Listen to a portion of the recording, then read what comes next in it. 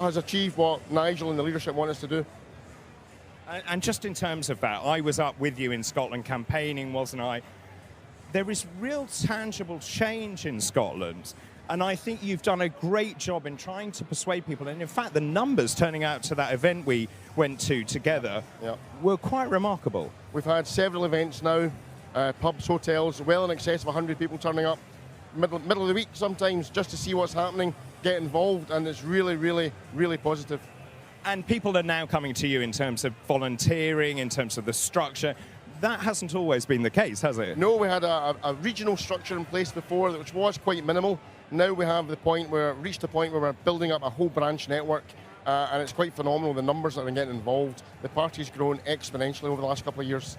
And Ant Middleton was talking about the United Kingdom, saying how important those constituent parts are, like Wales, for example, and Scotland. Is there a sense that actually the SNP is now dead, that the union is paramount, and we need to keep it at all costs and work together? Absolutely. All the polls show that support for independence has fallen in the last 10 years. 10 years just the other day since the independence referendum. Support's now less. Peak nationalism is hopefully, I think, past. So just talk us through the calendar for Scotland. What's next? So what's next? We're going to continue building those branches. We have some by-elections to contest. We have about almost 30 by-elections in the pipeline.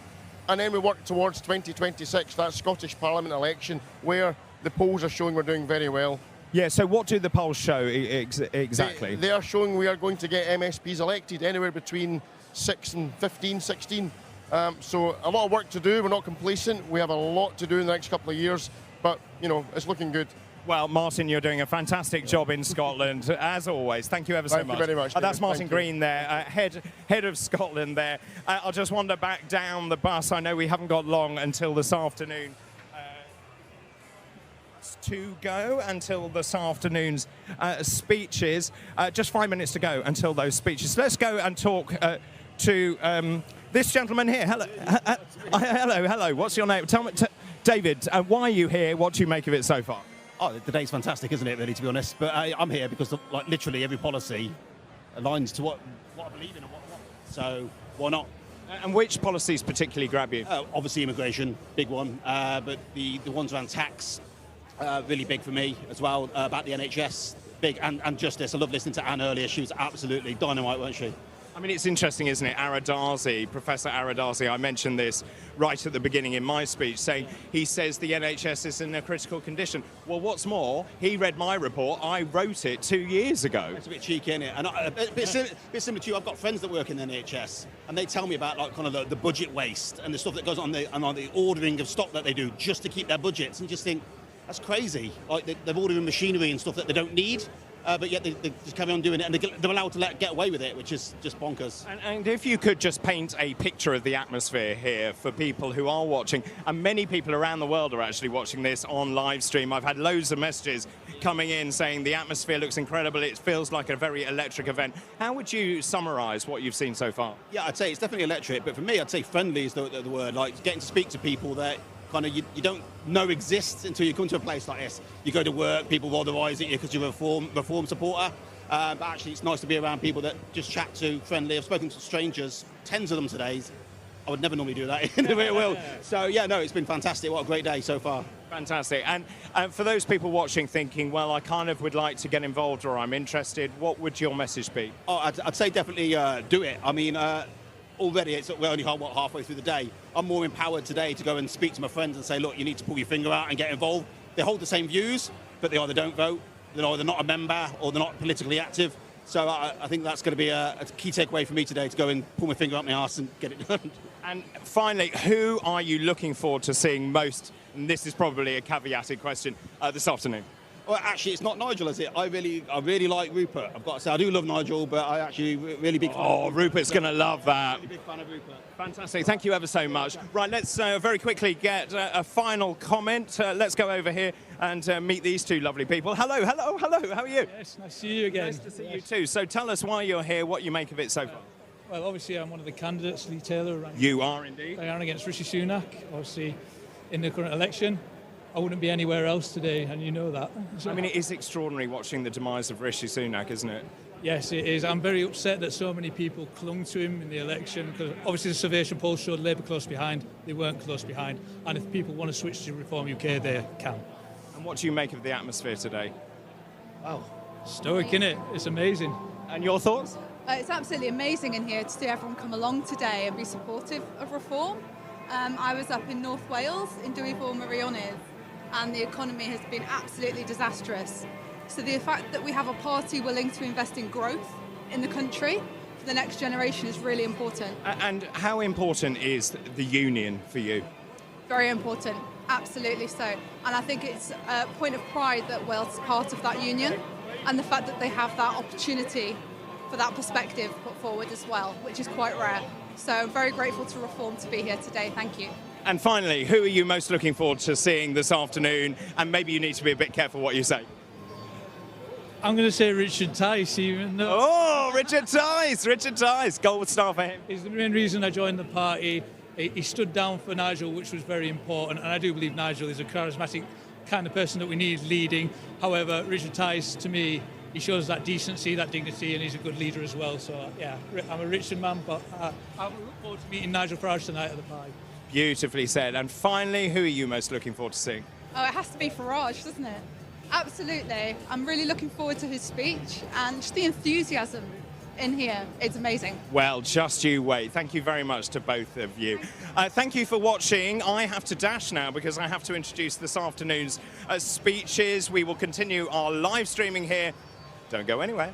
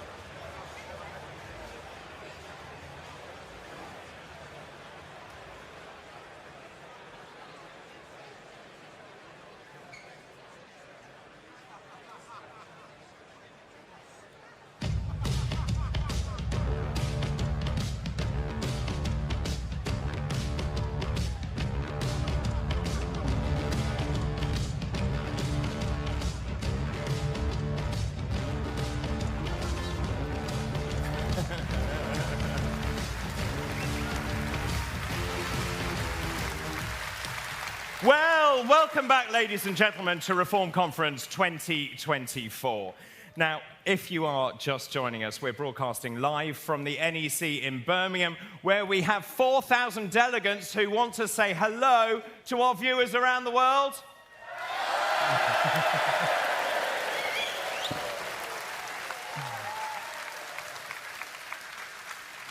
Now, Reform UK is the fastest growing political party in the United Kingdom. Just 4 years old, it has already broken the parliamentary system, gaining 5 members of parliament at the last election, despite the odds. And this, make no mistake, is just the beginning.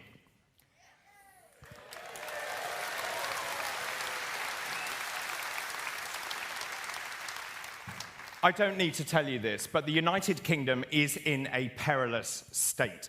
The Labour government is being led by a boring middle manager technocrat who has no vision, no drive, no optimism, and no idea.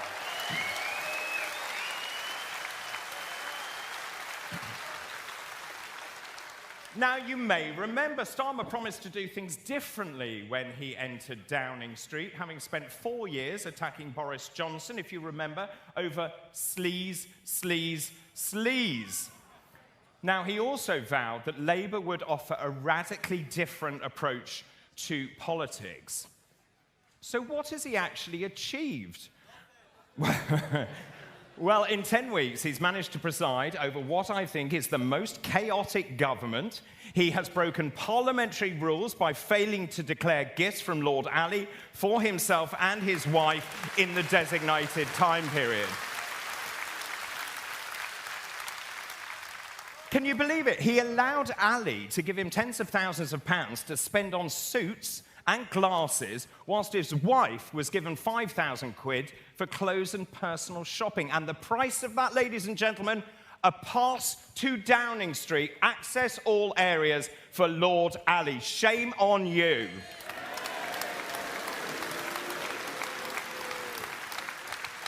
Meanwhile, don't worry, Looney Lammy, he's in charge.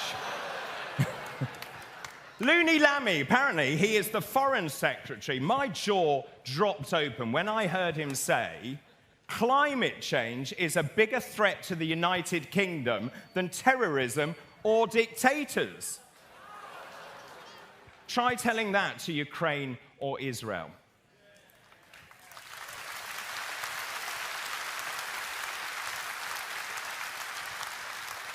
I'll tell you this. This country desperately needs a strong opposition, and that is where Reform UK comes in.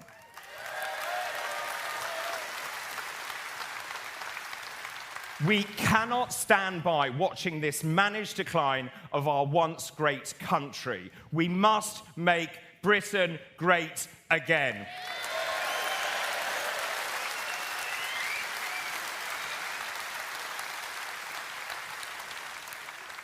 Well, our next speaker, another of the famous 5, was also an MEP with me in Brussels. He is a very successful businessman in his own right. He was also the chairman of Southampton Football Club. But more importantly for me, though, he ran, I have to say, the most incredible general election campaign in Great Yarmouth.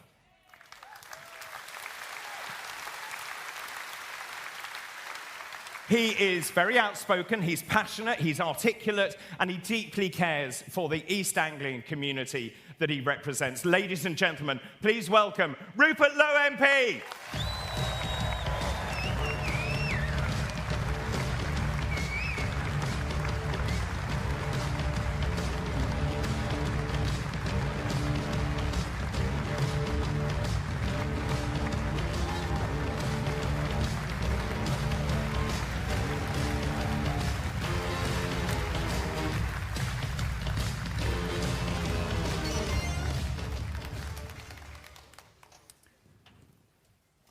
Conference.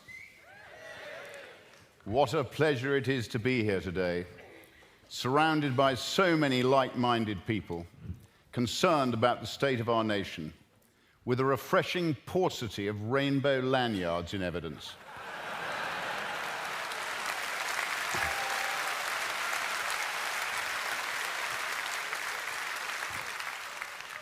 Since our last gathering in Doncaster, we have won 4.1 million votes at a general election,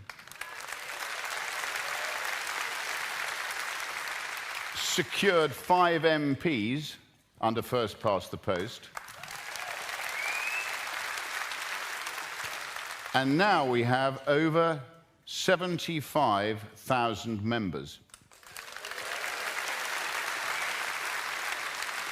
It is always better to travel than to arrive, but I would call this progress.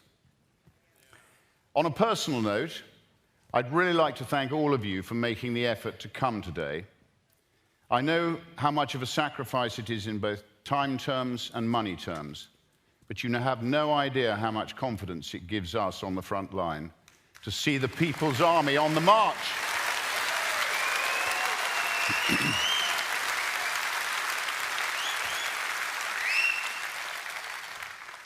It is said that a picture says 1,000 words, so here it is.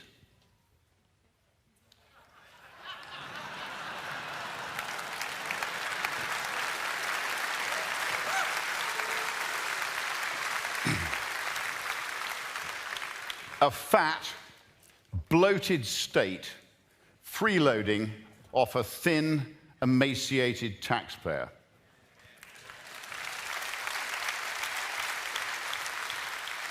Next time you encounter some Orwellian virtue-signaling doublespeak from local or national government, remember this picture and reflect on the fact that you elect them and your taxes pay for them.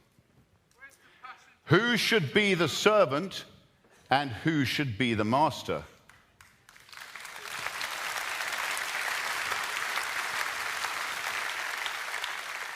The failures of statism are well documented after the collapse of the Soviet Union. Collectivism undermines individual responsibility and fosters a culture of rule by committee.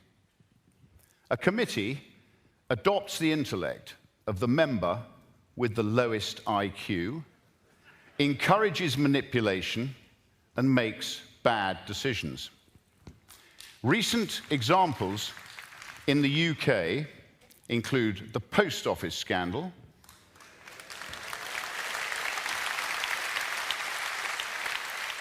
the infected blood scandal, the COVID response in its entirety,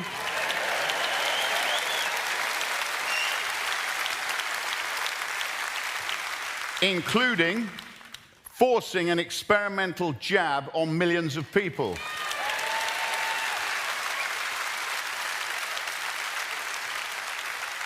HS2, test and trace, EU membership, and almost anything that the government touches. They foster a dependency culture and lose sight of the fact that governing means serving the electorate who empower them.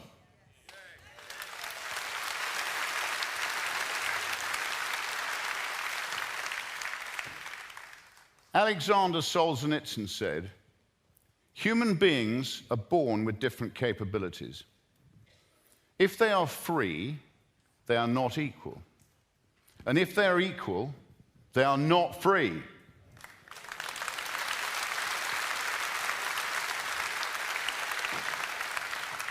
Being free is the key to human success and sustainable relationships. Freedom of speech in Parliament and the country is central to our unwritten constitution through the Glorious Revolution and the Declaration of Rights in 1688. It is the foundation of the relationship between the people, the electorate, the elected assembly, Parliament, and the monarchy. Parliament is the elected assembly wielding sovereign power with the monarch as the titular head and the Lords providing continuity and guidance. This formula served us well until 1997, when Tony Blair, Gordon Brown, Peter Mandelson, and Alistair Campbell conspired to undermine our written constitution through malignant legislation, empowering unaccountable, unelected quangos, regulators, and the EU at the expense of parliamentary power.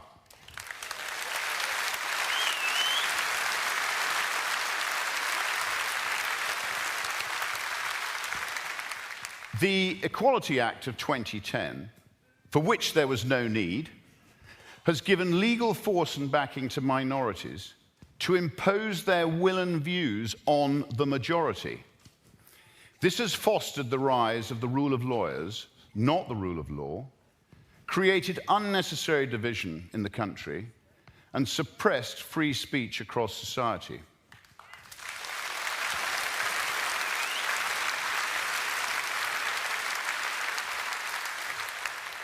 Terms like hate speech, transphobia, and Islamophobia have effectively obstructed dissent, any dissent. Doubt and victimhood have been encouraged, resulting in young people submitting to, rather than dealing with their problems, citing mental health issues.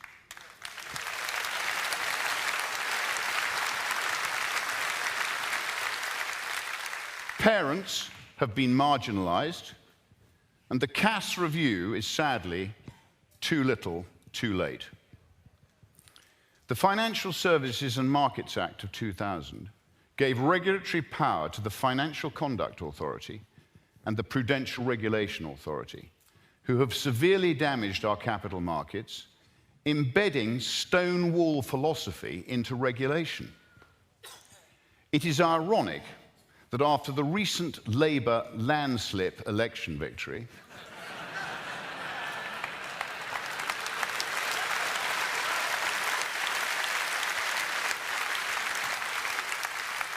Rachel Reeves will not be able to manage the British economy without another quango, the Office for Budget Responsibility, signing off on her proposed business plan. Their track record of forecasting has been lamentable, and they will no doubt be blamed for the inevitable failure of a statist Labour approach to economics. In 1997, Britain was in good shape, largely due to the Thatcher legacy. We knew who we were.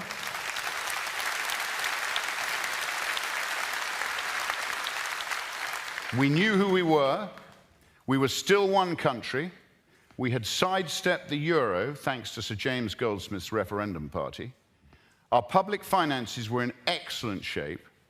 Taxes were one of the lowest in Europe. And public spending accounted for only 32% of economic output.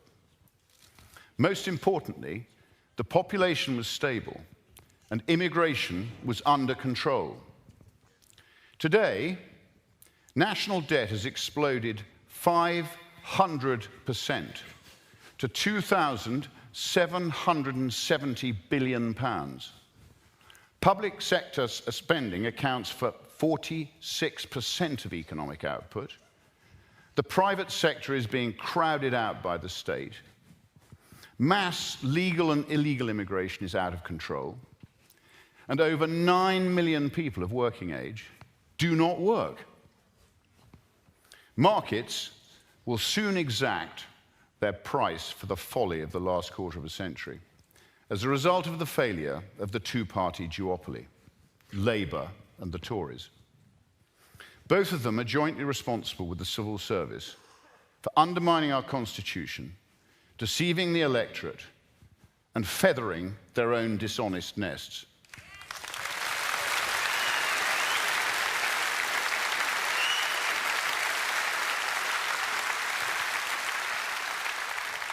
Reform is now the last hope for a return to some form of normality.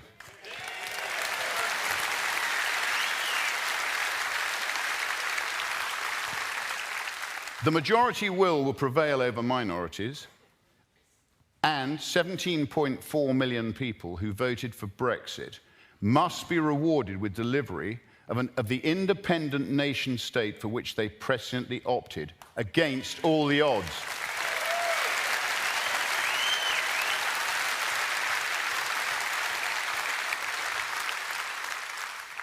Damaging legislation must be repealed, the size of the state drastically reduced, and total power must be returned to Parliament, who are accountable only to the electorate.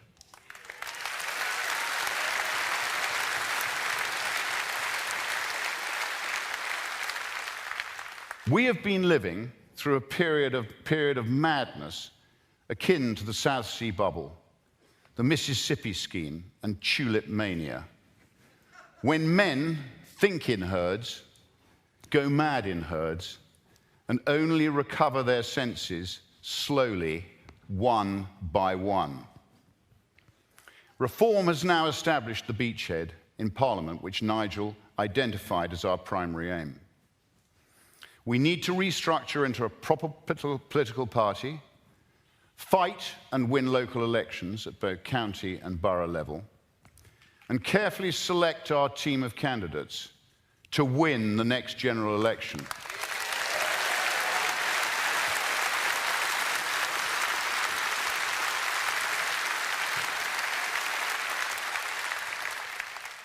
First past the post has its issues, but our 5 MPs have proved that we can win in that system. And when the dam bursts, it will do so spectacularly.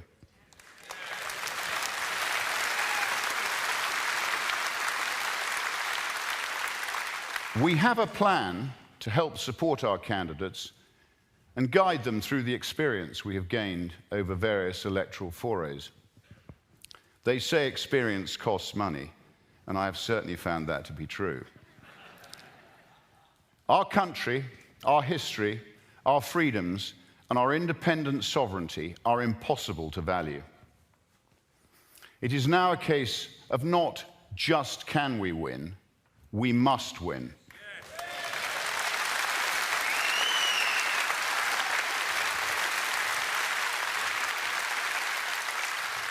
Then, and only then, can we deliver the changes that this country so desperately needs. Let's end two-tier policing.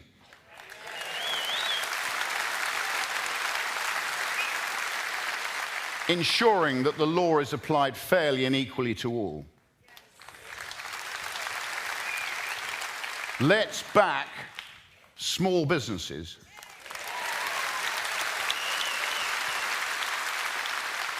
Raise the VAT threshold.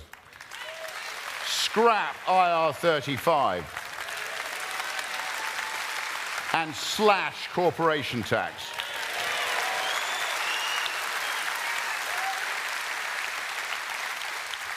We must reward risk-taking entrepreneurs who build businesses, employ people, create wealth, and above all, pay taxes.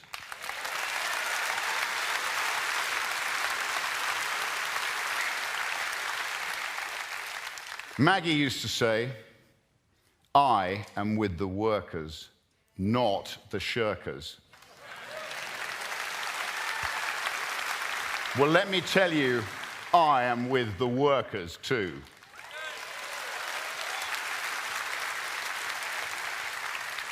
Let's scrap every diversity-related role in a vastly reduced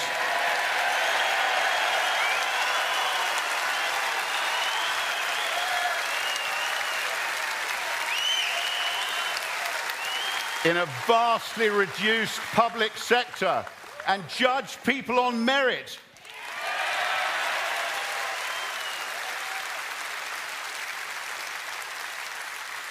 Singapore propagated a small, highly paid, effective state based on merit alone, and now enjoy GDP per capita twice as high as that of the UK. Let's repeal the Human Rights Act of 1997.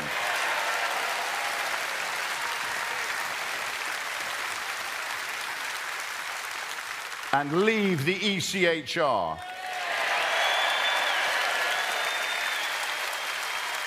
thereby stopping the influence of foreign judges on British law.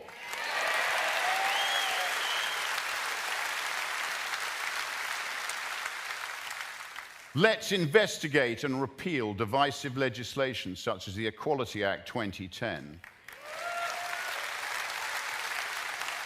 and legislation that has bloated the state with quangos such as FUSMA 2000. Let's stop the boats, ending the madness of thousands of unchecked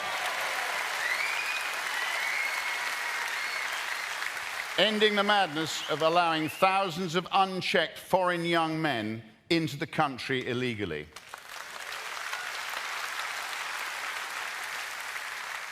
Let's responsibly defund the monopolistic, malign BBC.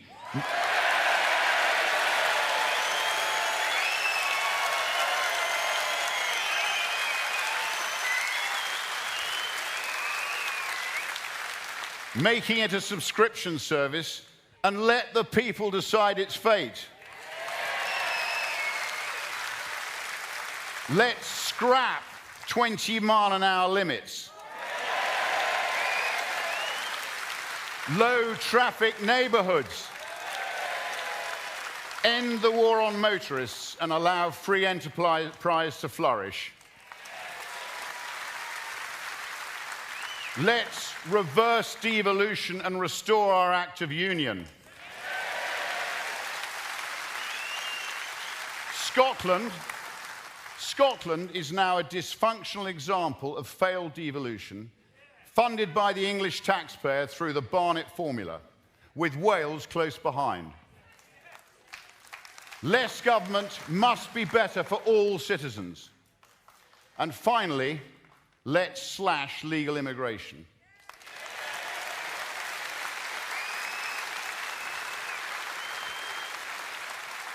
To put it simply, we are full.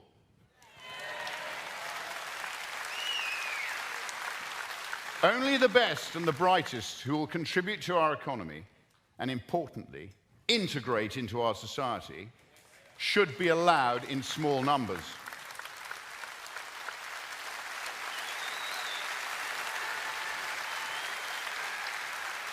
Uncontrolled mass immigration is the root cause of so many of our issues, yet the political establishment refuses to acknowledge it. Either they're incompetent or they're lying.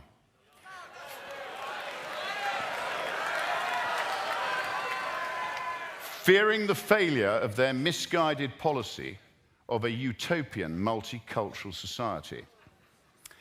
As Margaret Thatcher said, after 9/11, the events of September the 11th are a terrible reminder that freedom demands eternal vigilance.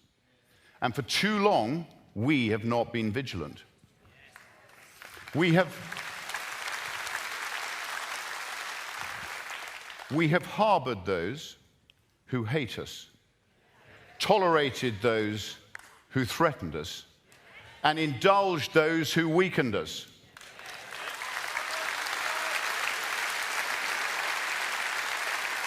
Did anybody listen?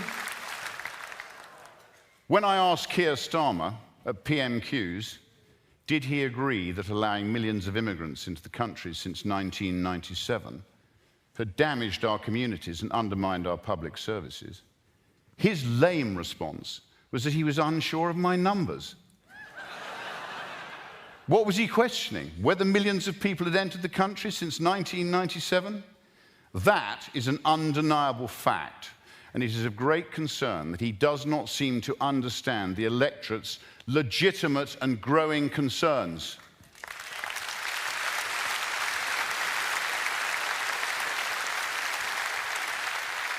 Sadly, his instincts as a human rights lawyer, from which he has earned his living, is embedded in his DNA. The current formula simply isn't working, and change is now essential. Challenging the over-complex legal system is hard for a law-abiding nation. But the silent majority now needs the courage to call out the dysfunctional state of Britain before it's too late. As Tacitus said, the more corrupt the state, the more numerous the laws.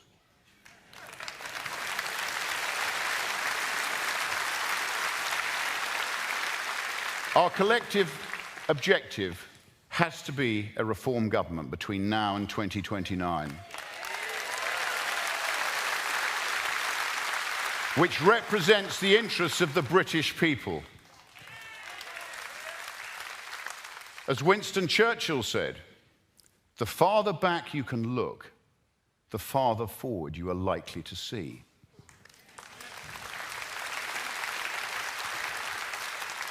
In looking back, I came across the view of Socrates on democracy and its vulnerability. He said, democracy must fall because it will try to tailor to everyone. The poor will want the wealth of the rich, and democracy will give it to them. Young people will want to be respected as elderly, and democracy will give it to them. Women will want to be like men, and democracy will give it to them.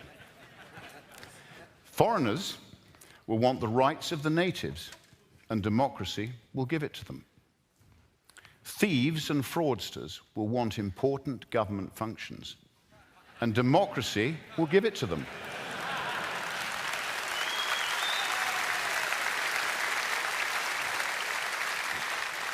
And at that time, when thieves and fraudsters finally democratically take authority, because criminals and evildoers want power, there will be worse dictatorship than in the time of any monarchy or oligarchy.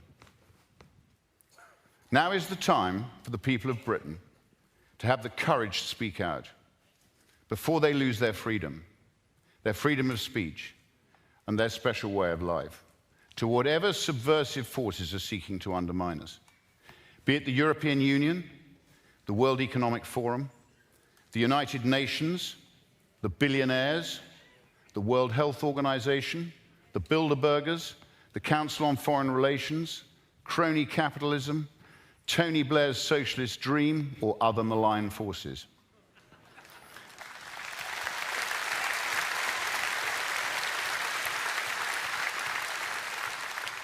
Reform represents the people, fairness, common sense, and an accountable government in Westminster for the British people.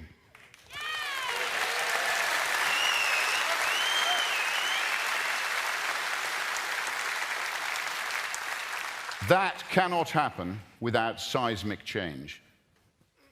Please remember that the only thing for the triumph of evil is good for good men to do nothing. We must now collectively, but legally, bring the fight to them. Thank you. Thank you.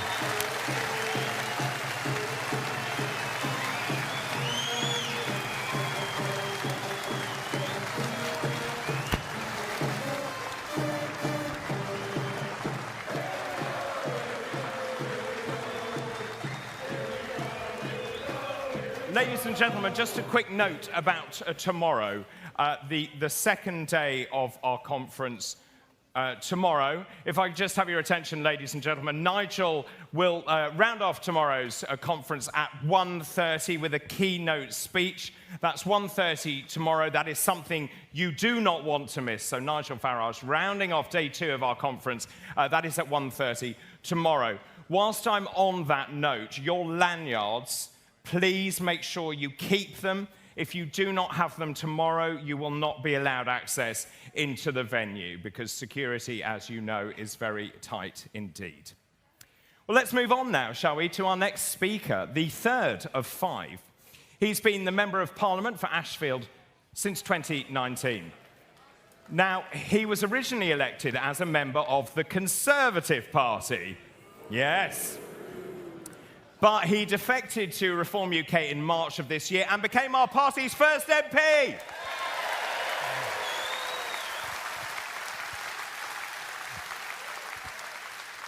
He was subsequently re-elected for Reform UK at the last general election.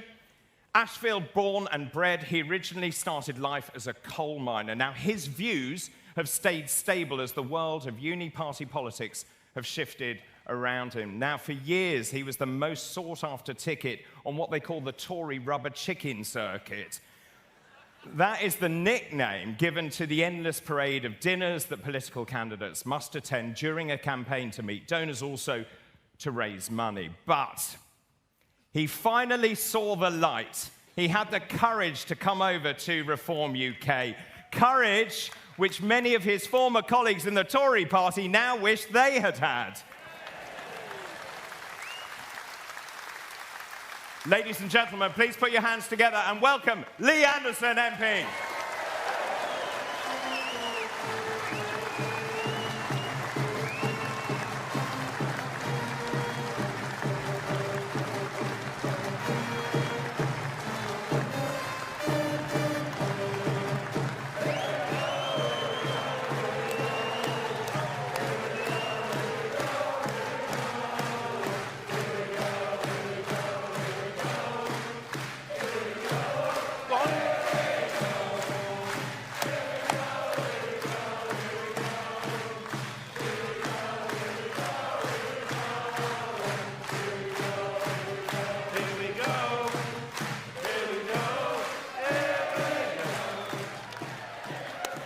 Wow, that were brilliant, that were.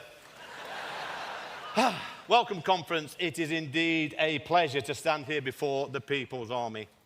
And I want to thank each and every one of you for making the sacrifice to come in here for the weekend. I know times are tough.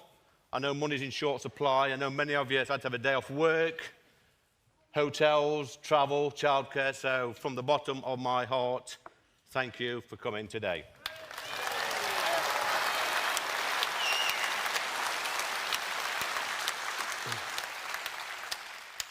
I want my country back.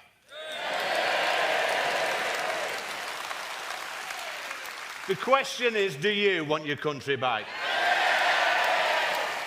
Amen for that.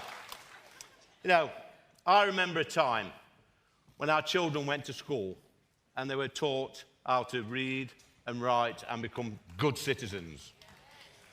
They were not taught they could be a different gender. They did not have to sit down and listen to a 6'5" drag queen read stories to them. This has been happening under our watch in this country. It's an absolute disgrace.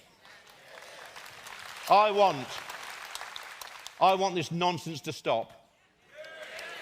Yeah. Let children be children. Let them grow and develop and learn and make their own mistakes. They'll figure it out when they get to 18.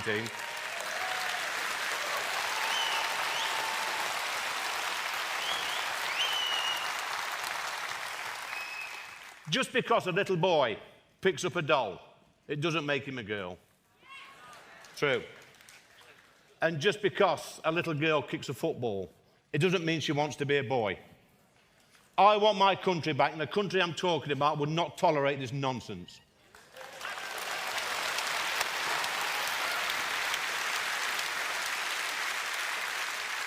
Over the past few years, nearly 150,000 illegal migrants have crossed the English Channel, and they've been picked up by British boats and then placed in 4-star hotels, given free legal advice, and then allowed to settle in our country. It's a disgrace.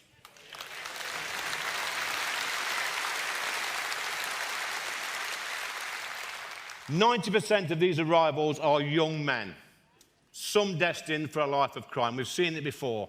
They've come into this country and committed all sorts of horrific crimes. And our governments have passed 3 acts of parliament to stop the boats, and they still keep coming. These men have broken into our country.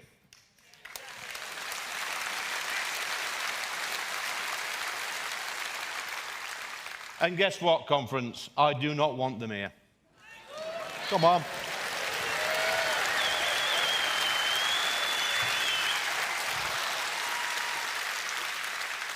I want my country back, and the country I'm talking about would not tolerate this stupidity.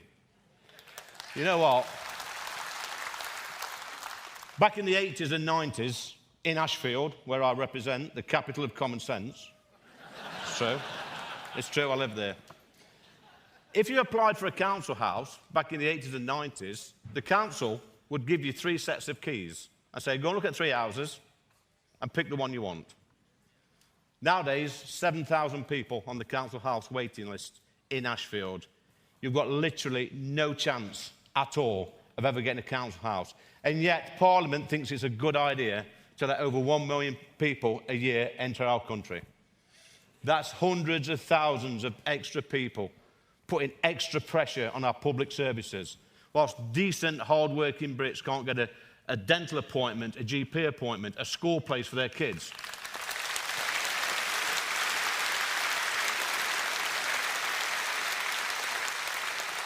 And these idiot politicians tell us that mass migration is a great thing and makes us all better off. Idiots, a lot of them.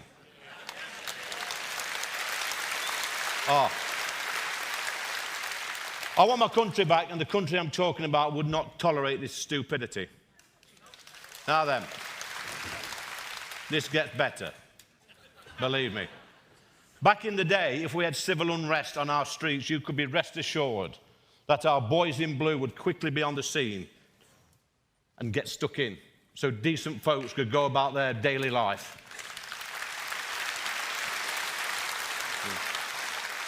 Just imagine telling people in 1984 on the picket lines, on the miners' picket lines, I was there with my dad and my family.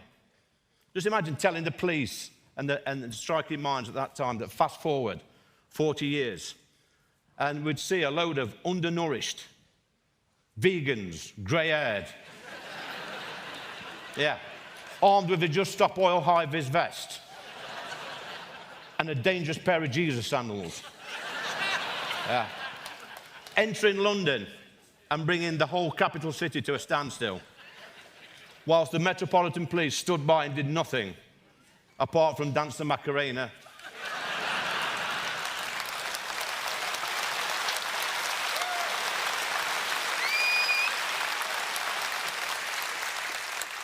And admire the latest rainbow on their police car. It's true. I want my country back. And the country I'm talking about would not tolerate this stupidity. No, it's true. What about net zero? What a load of rubbish that is. Yeah. Let me tell you, these lunatics that keep banging on about net zero. Let me tell you about Drax Power Station in Yorkshire, North Yorkshire. This is a power station that used to burn coal from a nearby coal mine. Now, what does it burn now? It burns wood. Genius. This wood, by the way, comes from America. We are literally chopping down forests and trees and putting them on diesel-guzzling cargo ships, sailing them across the Atlantic, setting fire to them in Drax Power Station. And that's classed as renewable energy. Not only that we subsidise this power station by £1 million a day.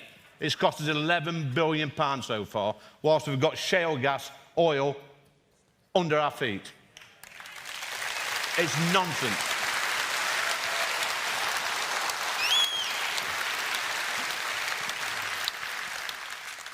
In March this year, I think it was March, might have been April, March this year, I became the Reform UK's first ever Member of Parliament. Yes, that's right.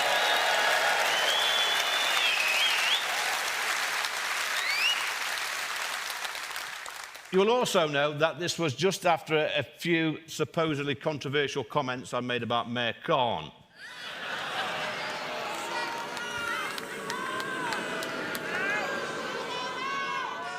I like to think of it as constructive criticism. In my opinion, he has given our capital city away and he should be thoroughly ashamed of himself.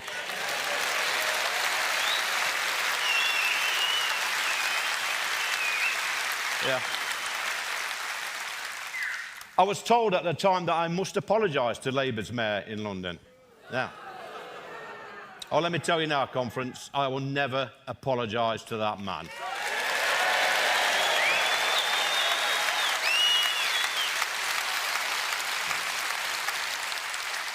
Let's look at his track record.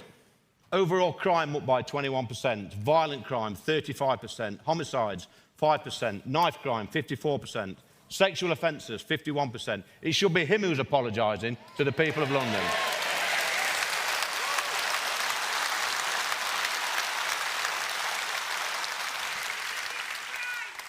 A disgrace, you're right. He's got the cheek to tell us that he doesn't feel safe in London. Yeah, let that sink in. He's got bodyguards, armoured car, 24-hour security. He's in charge of the Met Police, and he doesn't feel safe. How does he think the 10 million people that live in London feel under his leadership?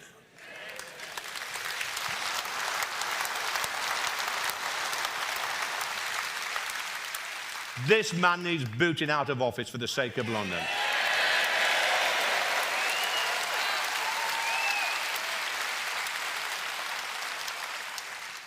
In July of this year, I became the Reform UK's first ever elected Member of Parliament. Yeah, you can clap for that as well. And let me tell you, that's a much better feeling being re-elected than the first time round, because I had a massive point to prove, as you know. Yeah.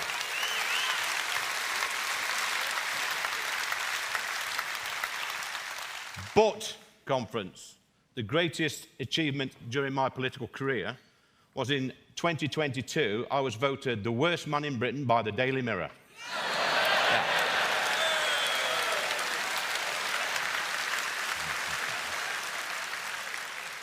Now, that's a feat even Nigel Farage cannot surpass. There's no chance. But I'm telling you what, it was a close-run race that year, because in second place, hot on my heels, was Prince Andrew.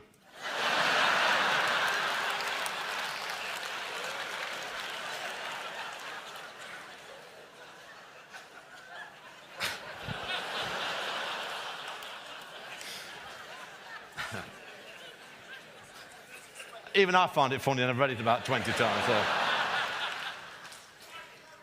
Yeah, the Daily Mirror criticised me for my stance on the England side taking the knee. Nobody should be taking the knee to Black Lives Matter.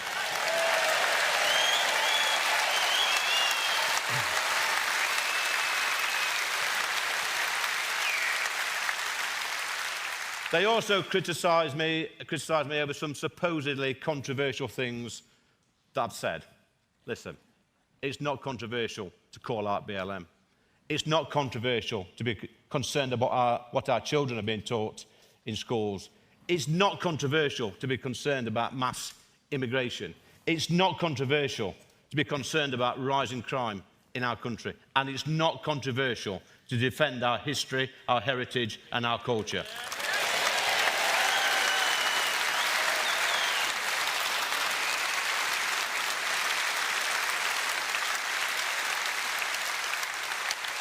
Let me tell you this, friends, our great country is a gift to the world. Look, it really is. Look at the gifts we've given to the world: the Industrial Revolution, steam engines, mining, mills, shipbuilding. Did you know that the UK has invented 51% of all the inventions in the world over the past 1,000 years? Incredible.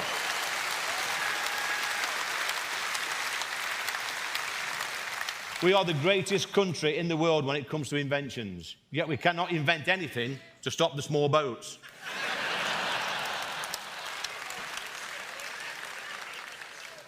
Look at the sports that we've given to the world: football, cricket, rugby, golf, tennis, hockey, badminton, squash, table tennis, boxing, snooker. The list goes on and on. Look at culture: D.H. Lawrence, Wordsworth, Keats, Byron, Shakespeare, Dickens, Tolkien, Orwell, Jane Austen, Ian Fleming, C.S. Lewis, George Eliot, and the greatest cultural hero of our time, Jim Davidson. Where is he? Where are you, Jim? Where is he?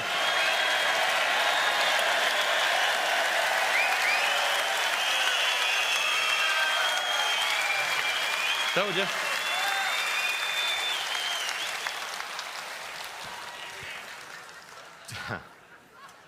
He didn't know about that. Just look how great we are as a nation. Yet Parliament seems determined to give all that away and apologise for our past. Now, my message is simple. We are a great country. And if you do not like our history, our heritage, our culture, then clear off. Yeah?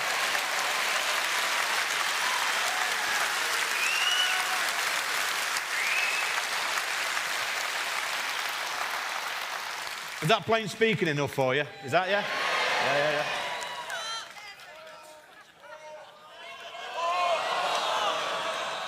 Okay, a bit more. Let's be honest, friends. We have made mistakes in the past.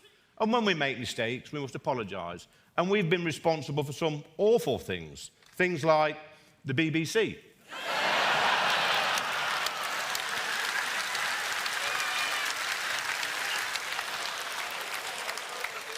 You know, just a few weeks back, they sent me a reminder for my TV licence, and some of you may have seen that I ripped it up online, and hey, yeah. Listen.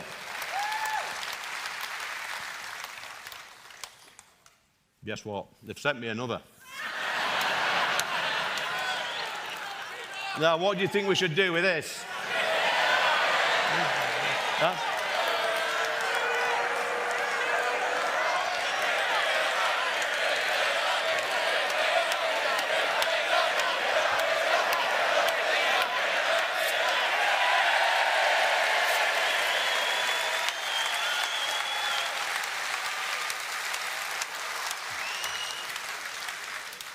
Friends, we have a real battle on our hands to save our great country. You know this. But it's you, the People's Army, that is our last defence, because Parliament's given up on us. We've got 5 MPs now, and I'm proud to be one of them. And our membership is growing every single day.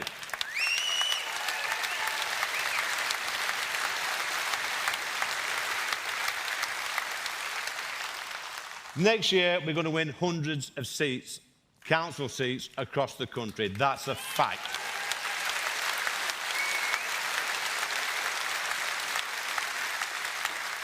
But we must take this fight to Parliament so we can take back control of our country and win the 2029 general election and put Nigel in number 10.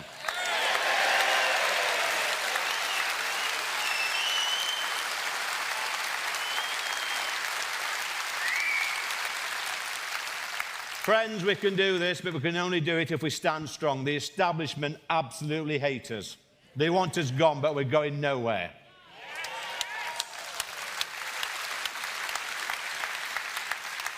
They will not allow us on the select committees as they do not like scrutiny. And they do not want us on GB News either. They are trying to cancel us. But we have 4.1 million people in the People's Army, and it's growing every single day.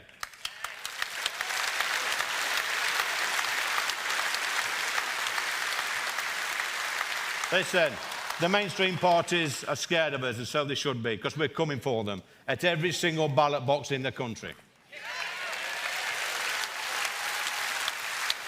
Friends, stay strong, keep the faith, spread the word, and together we will get our country back. Thank you.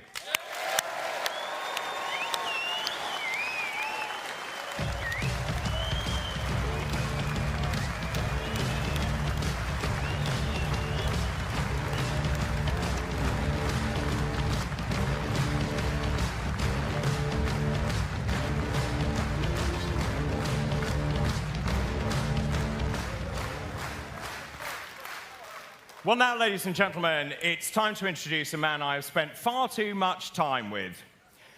He's a friend, he's a colleague, he's a confidant. And without this man, this party quite simply would not be here.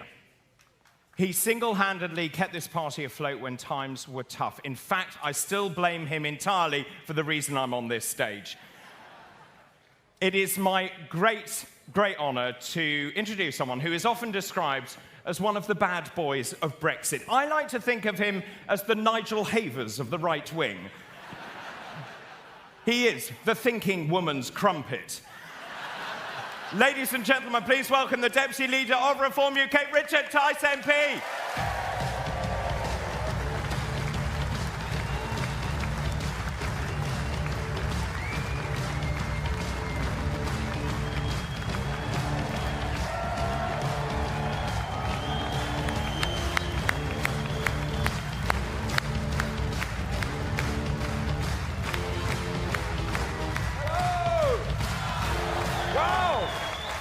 Wow! What a party! What fun! Hello, fellow reformers! It's fantastic to see so many of you here. Many of you will have been here on the 30th of June, during the general election campaign. They said it couldn't be done. They said we might get one. We got 5. Thanks to you and 4.1 million other people across our great United Kingdom. And firstly, I just want to reiterate the thanks to all of you being here. It's incredible, the time, the money, the commitment that you give. And we've achieved, and we are achieving, something absolutely extraordinary. In my own constituency that no one forecast could be won, I overturned the biggest ever Conservative majority of 25,500 people.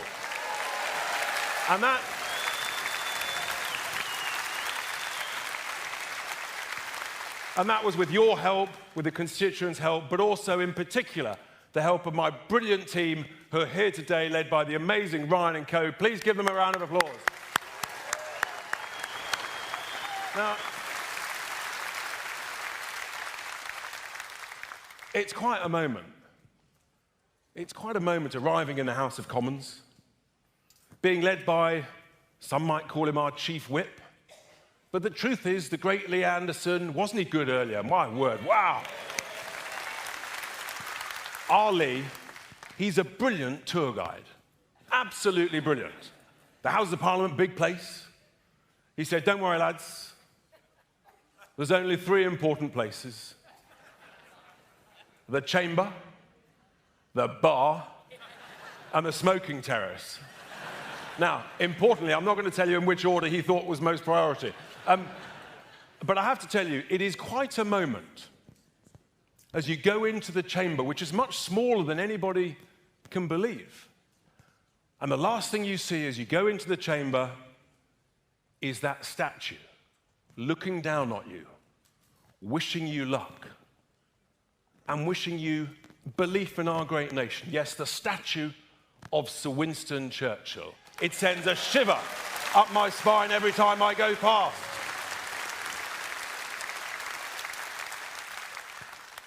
And we've had some fun in the chamber. I've spoken about 16 times, and we've been holding this government to account, and there's all sorts of procedures. You have to bob up and down like a yo-yo.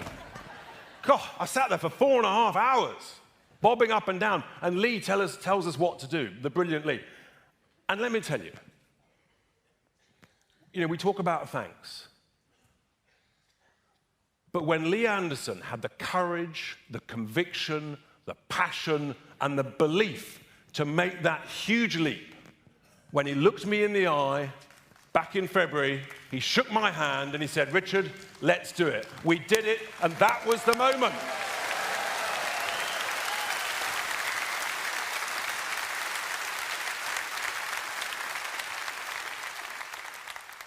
Absolutely vital. Now, this conference, putting this on, doesn't just happen. And talking of thanks, the next speaker, our new chairman, is doing a brilliant job. Without Zia Yusuf, this would not have happened without his incredible team. Zia, many, many thanks. Incredible. And of course, when the great man speaks shortly, my thanks to Nigel for saying, yes, I'm going to do it. We're going to go for it, and we're going to save Britain. And that is huge. Now, here we are. Do you remember back in January, I came across this funny word, Starmageddon. Even the Daily Mail's now latched onto it. The issue is I didn't realise after 11 weeks of Labour government we'd be talking about Starmageddon on steroids. Now, I must declare an interest here. It's important to declare this interest. I have paid for my own suit.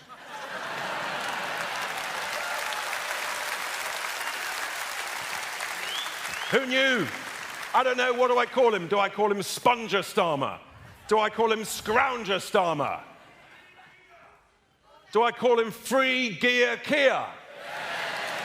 Or do I call him Starmer the Granny Harmer? Unbelievable what he's already doing to our country. Truly unbelievable. As it is, unbelievable. I mean, 22,000 pensioners in my constituency of Boston and Skegness, you can see on the screens behind. 22,000 pensioners have had their winter fuel allowance taken away from them. Elizabeth shook my hand and burst into tears of fear. It is an absolute disgrace what this Labour government is doing to our pensioners and to our country. It's also an absolute disgrace what the establishment have done to our country over the last 10 years. They've come across they've imposed on us, the British people, 3 cults. The first one was the cult of mass immigration. They told us it was a brilliant idea, it would be good for us. Really? How's it going, folks? 8 million later, do we feel better off?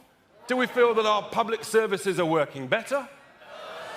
And I tell you what, last week was a really important week in our country. Last week, all of these 3 cults were exposed for the fraud, the con, and the lie that they are. Last week alone, the Office for Budget Responsibility, that great institution that Rachel Thieves loves,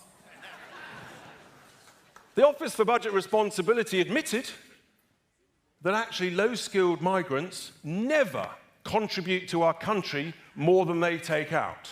But we've been told the opposite for decades. The great lie exposed of mass immigration being a benefit to the United Kingdom. The second cult, this sort of new religion that we had to bow down to, and if you don't, you're a dreadful person. If you don't bow down to these religions, you know, if you want to express concern about immigration, no, you're a bigot and we'll cancel you. Well, if you don't bow down to the cult of the NHS, then you're a bad person. We're going to cancel you. Apparently you want to privatise it. No, we don't. We just want a healthcare system that works in our country. Thank you very much. Even a lovely lady here earlier came up to me and said, I'm a retired nurse. And she said, you're so right when you spoke to Wes Streeting in the House of Commons last week after this Lord Darcy report exposed again the great lie that the NHS is the envy of the world. Tragically, it's not. The truth is the outcomes and the performance and the waiting lists are amongst the worst in the world. The great lie was exposed last week. The good news is Wes Streeting, the health secretary, he agreed with me in the House of Commons when I said the NHS needs reform. The truth is the country needs reform. Now, so that's the second cult that has been exposed last week. But the third cult that I want to focus on is the cult, this new religion of net zero. Oh, God. I mean, honestly, but it was all exposed last week, wasn't it? And then there's my new best friend, I'm only joking, Ed Mad Miliband. He is, in this extreme cult of net zero, he is the chief zealot. He really is. He's absolutely obsessed. In the chamber, he's like a man possessed. I actually had to leave the chamber. My blood was boiling. It's unbelievable. He wants to cover all our farmland. My constituency of fertile land, he wants to cover it with solar panels. He doesn't care about blighting the countryside with hundreds and thousands of huge 50-meter pylons, including across my constituency. This man is a danger to our economy. He's the most dangerous man in Britain to our economy today. Last week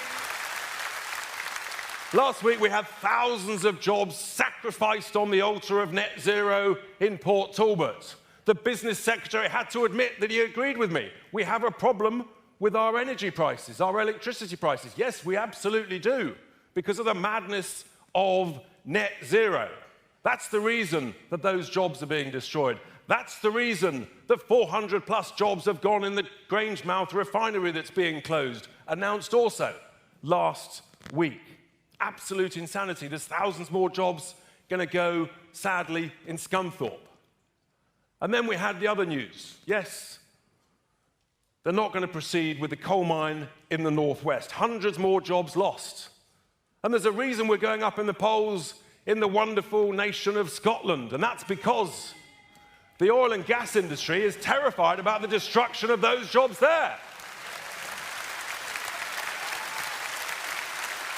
As you can tell, I've got to be honest, I'm pretty wound up about this. It may have come across. So, quite right, sir. Are you wound up about this? Yes! Excellent. We're all on track. They are. It's unbelievable what's going on. And when you travel to other nations who have been lucky enough to enjoy, like we do, oil and gas energy treasure, do you know what they're doing? They're all extracting oil and gas as fast as they can.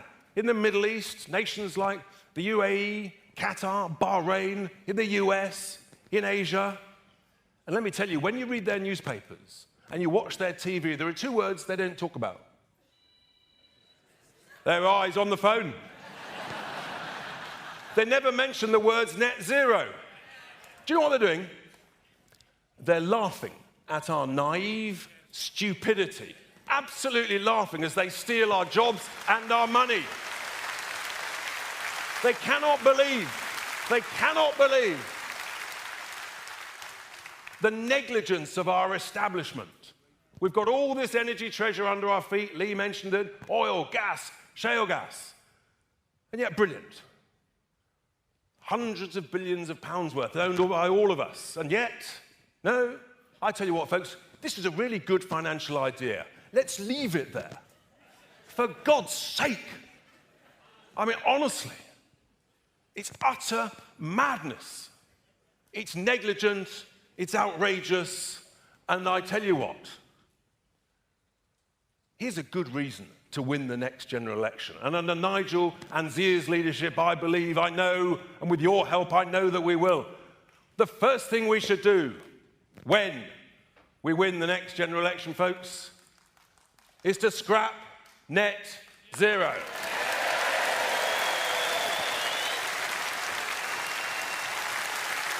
And I tell you what, I'm putting all of those people on notice, every single one of you, all of you, who are receiving subsidies from us, the taxpayer, for all these net zero projects. The moment we scrap net zero, all of these subsidies, they stop. End of terminato finito. So, hello, that's the establishment cutting me off. They don't like what I'm saying. That's what's going on. Extraordinary.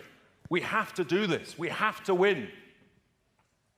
You heard wonderful words from Ant Middleton just before lunch, talking about our great country, the foundation based on Christianity, the fact that, sure, we can welcome smart immigration, but all those who come here, who want to enjoy the benefits of this great nation, you do so by playing by our rules, our game, including,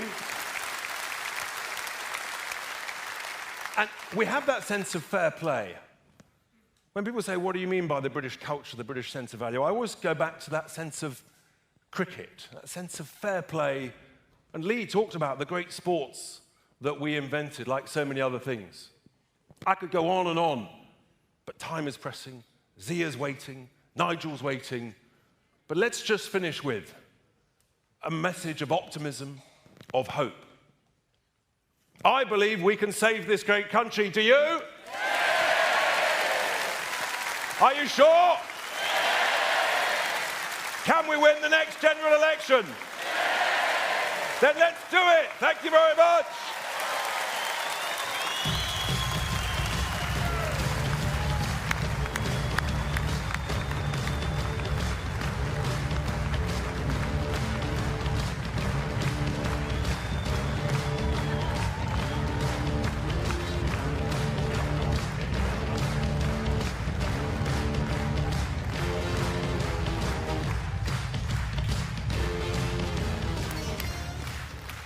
Now, ladies and gentlemen, I mentioned earlier that Reform UK was a start-up built from the ground up and built in record speed thanks to the hard work and dedication of so many of you and so many volunteers generally.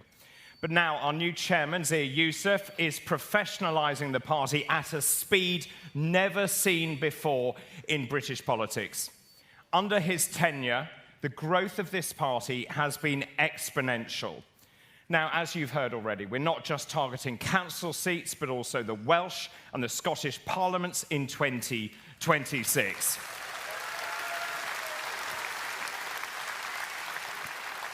And the polls look really good. The polls have already shown we're on track to win anything up to 20+ seats in Wales and anything up to 10 seats in Scotland.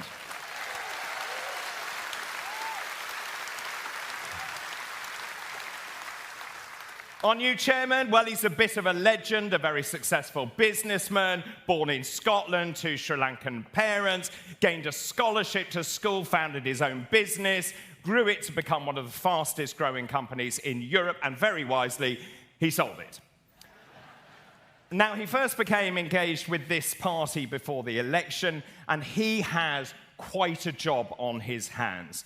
He's been charged with making this party an election-winning force. Ladies and gentlemen, please welcome our chairman, Zia Yusuf.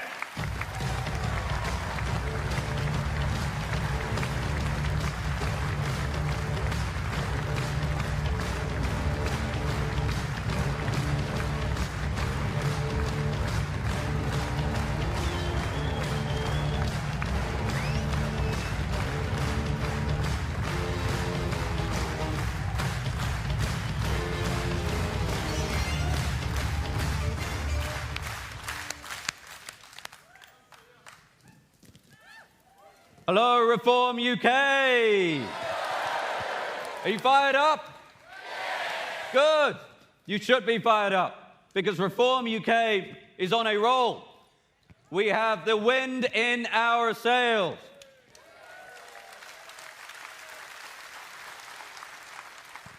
We are now polling at 18%, up from 14% at the general election just a couple of months ago.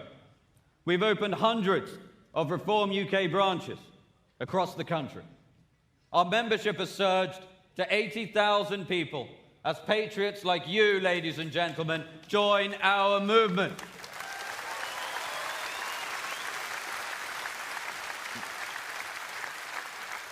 We have all the momentum in British politics, and we are just getting started.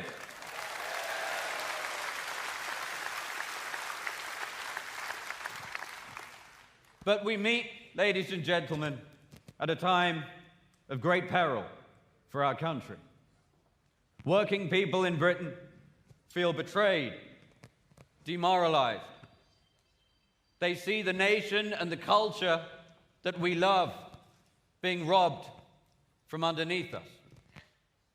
Many of them fear walking to the local store lest they fall victim to the knife crime epidemic the Westminster elite are too cowardly to curtail.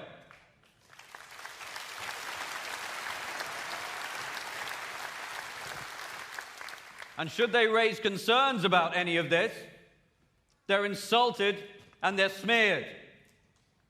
But as awful as Labour are, they're no more than the Tories on Fast Forward.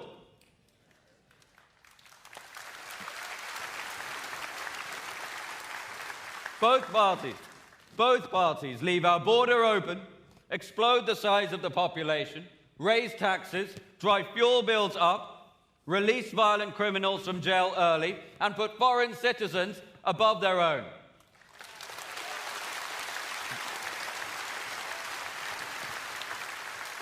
And there are real consequences to this. A third of young adults in this country cannot even afford to rent a home, let alone buy one. Their future is being robbed from them. Our health service is buckling under pressure. The Tories promised in manifesto after manifesto to bring net migration down to tens of thousands. Each time they exploded migration numbers to record highs, they left office with that number at 750,000 per year. The Tories told us what we wanted to hear, and then they betrayed every value their voters elected them to uphold.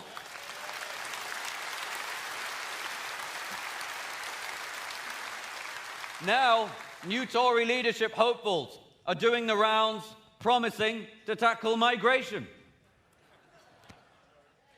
This despite all of them being in the government that presided over the greatest betrayal of the British people in history.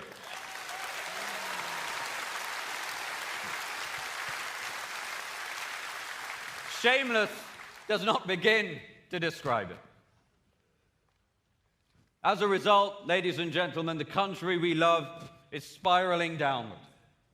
Spiraling like a spluttering aircraft with multiple engines on fire.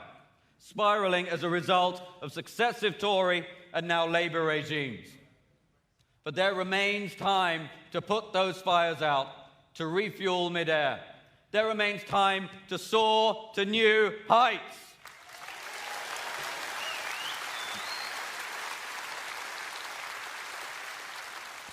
Doing so will take bold, decisive action. And only we can do this. Only Reform UK can do this.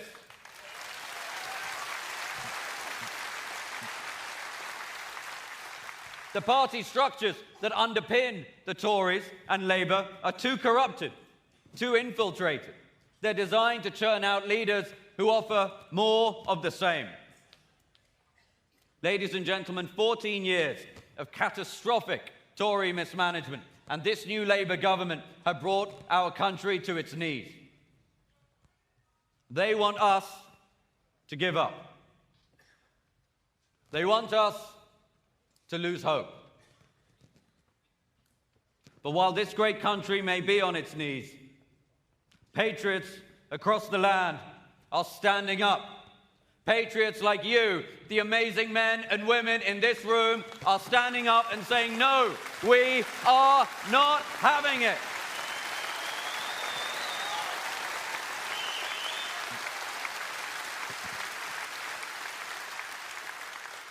We are building a movement in this country, the likes of which has never before been seen. We are organizing, mobilizing, galvanizing. We are going to build a grassroots election-winning machine.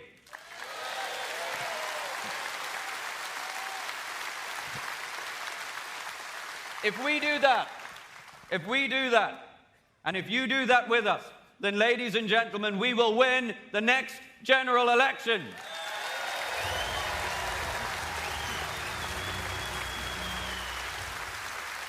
And as we embark on the next chapter of this extraordinary voyage together, let us remind ourselves why we are all here, why we must succeed on our mission. British values that undergird our very civilization have come under all-out assault. It is down to us, it is down to you, to protect and celebrate the miracle of British values. These are the values of equality before the law, the presumption of innocence, freedom of speech, freedom of religion. These are the values that have been exported across the globe. They've given rise to the United States, to Canada, to Australia. British values are the foundation on which human ideas come to flourish.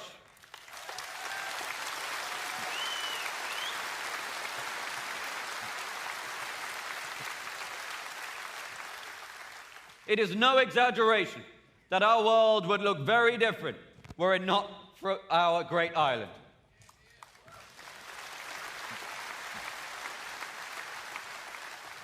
You know, prior to 1928, hospitals were full of people who would die of blood poisoning from a simple cut or scratch. Doctors powerless to help. That wasn't until in September 1928, when a professor of bacteriology at St. Mary's Hospital in London returned from holiday. He set about sorting through some Petri dishes when something caught his eye.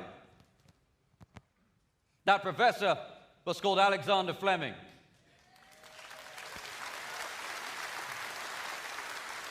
His discovery of penicillin changed the course of history and saved over 100 million lives. The world owes a debt of gratitude to Britain.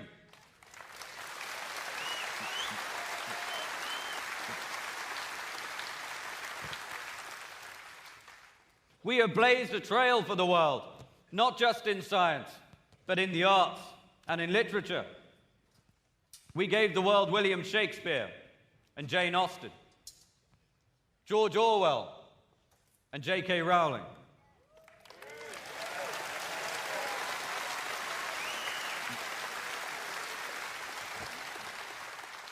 Charles Dickens and Ricky Gervais.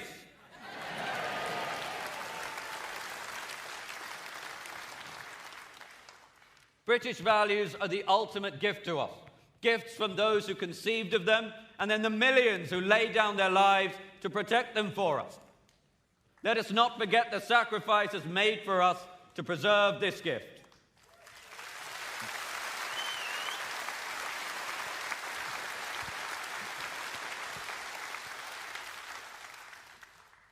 Sacrifices made by men like John Greyburn.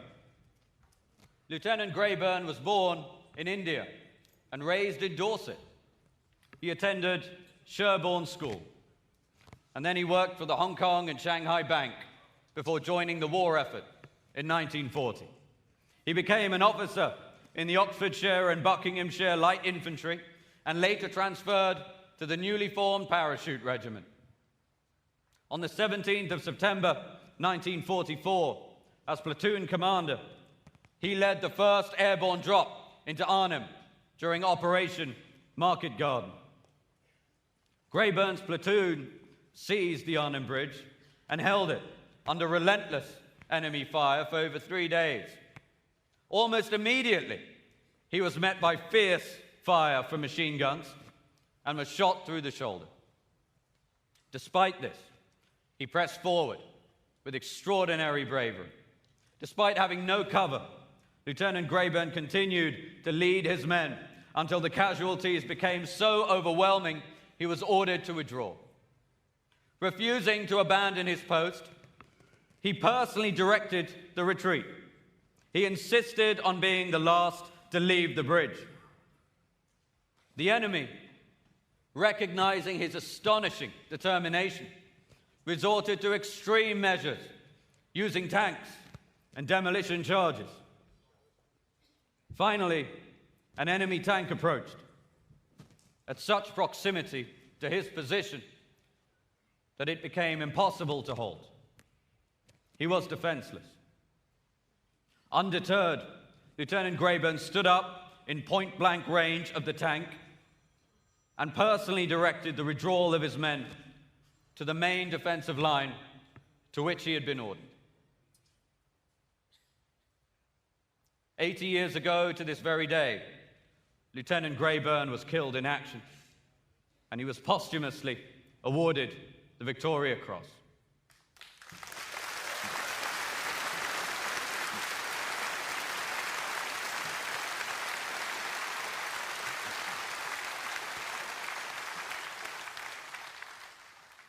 Without his inspiring leadership and personal gallantry, the Arnhem Bridge could never have been held for so long.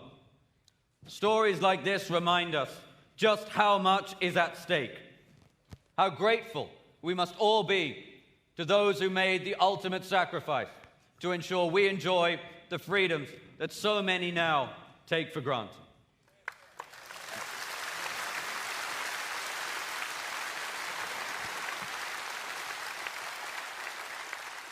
which is why we need patriots like you and across the country to work hard with us to save our nation. We cannot do this without your help.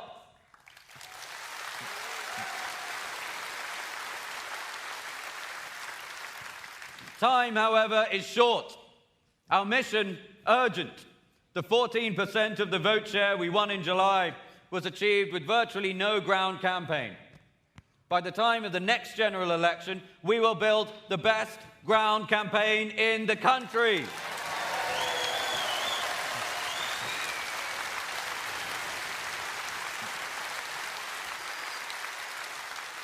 The enthusiasm and energy that reform has is already unsurpassed. What we need are systems and infrastructure to harness it. I've now been chairman of Reform for 2 months. In that time, we've seen our membership surge to 80,000. We've launched hundreds of Reform local constituency branches and prepared to stand thousands of candidates in local elections next year. By 2029, Reform UK will be ready to be the party of government, and a Prime Minister Farage will embark on the most ambitious and bold reforms this country has seen in our lifetime.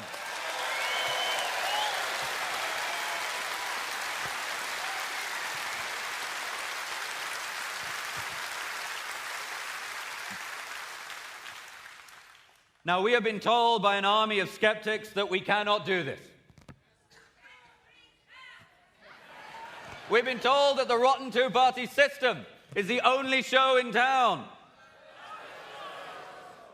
Those same cynics say we could never escape the vice-like grip of the European Union. Those same cynics said we could never win parliamentary seats. Nigel Farage has already proved those doubters wrong in the way only he can.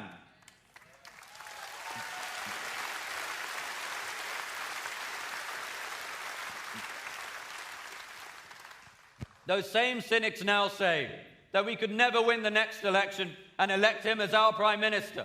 Well, we have news for them. Just as has happened so often before in our proud history, the indomitable spirit of the British people will prevail.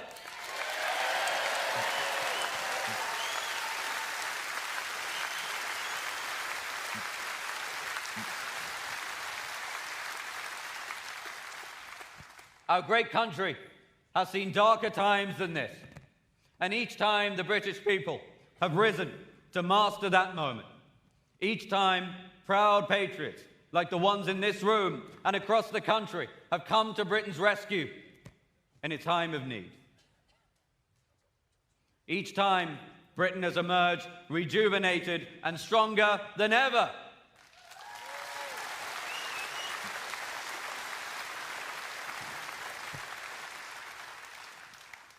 Inspired by Nigel Farage's example, we will never bow to the mob, never succumb to their intimidation, or cower in the face of their threats. For this is a battle for the soul of this nation, and we will not yield.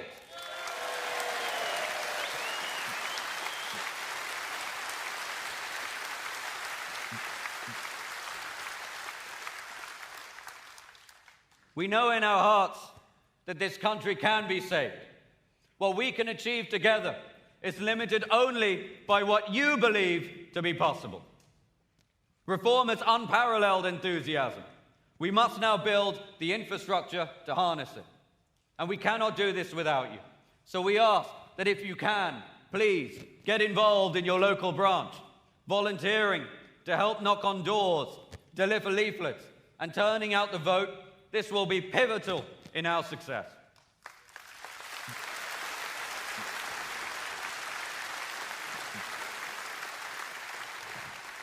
If you do that, we can make huge gains in the council elections next year, perform brilliantly in Scotland and Wales the year after that, and then we will see Nigel Farage at the podium of Downing Street, and we will usher in a new era of hope and prosperity for the United Kingdom.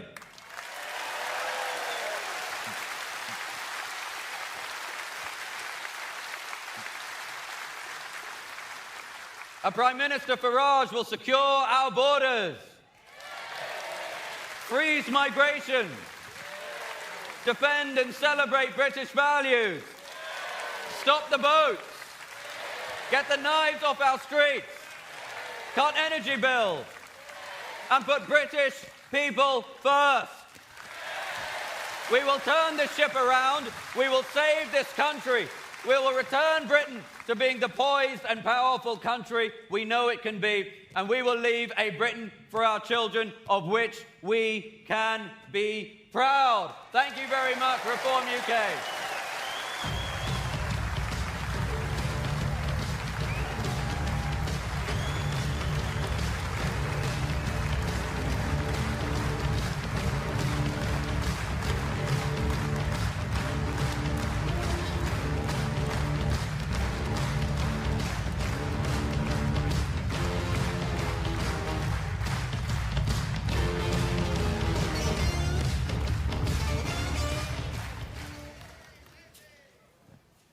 Well, ladies and gentlemen, now it is time for our final speaker. I think it's fair to say he is a true force in British politics. This man I first met when he phoned me and asked to stand in the European elections. Now, he's been variously described by people as diverse as Rod Liddell, the columnist, to Ken Clarke, the former Conservative MP, as the most important politician of a generation and the most successful. There is no doubt this man has changed British history.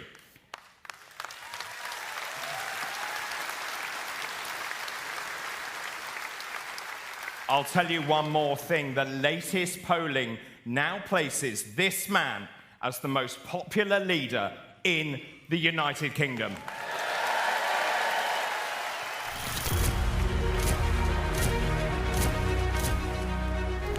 It's over 20 years since he first stood in a by-election. He missed out then, but he made it to the European Parliament, where he established his own style. Would you buy a used car from this commission? I'm asking for 10 seconds. Who are you? I'd never heard of you. Nobody in Europe had ever heard of you. You all laughed at me. Well, I have to say, you're not laughing now, are you? June the 23rd go down in our history as our Independence Day. There's some breaking news. In the last few moments, Nigel Farage has tweeted this. He said, I'll be making an emergency general election announcement. I'm coming back as leader of Reform UK, but not just for this election campaign. I'm coming back for the next 5 years. The massive result for Nigel Farage, not just a win, but a very clear one.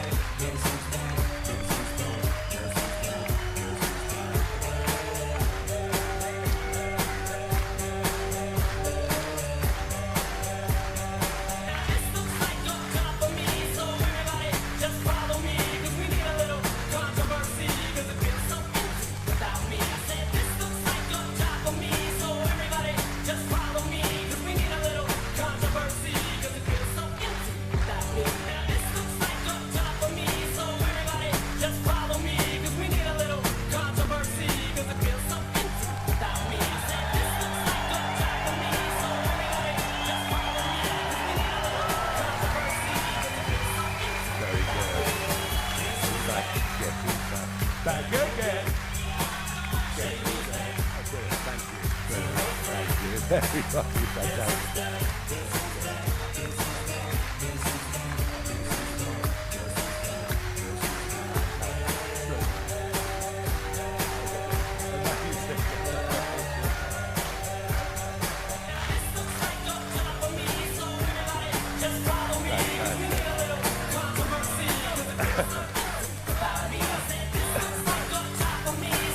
It's amazing. Thank you. Thank you.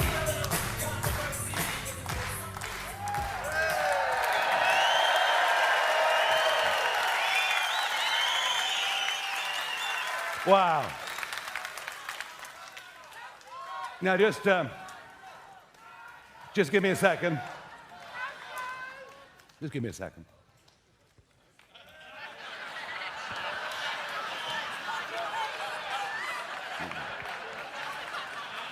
Do you like them? Very expensive. But guess what? I bought them myself. How about that?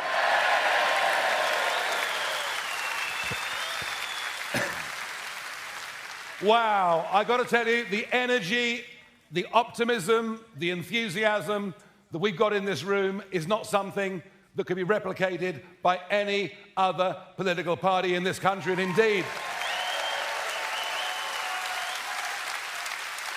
I wonder whether there's ever been a party conference in this country with this level of energy and fun.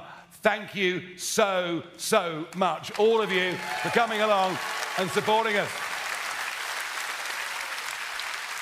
So it was the middle of May, end of May this year, and my life was going pretty well. I just had a big 60th birthday. I'm in not bad health, which is down to clean living.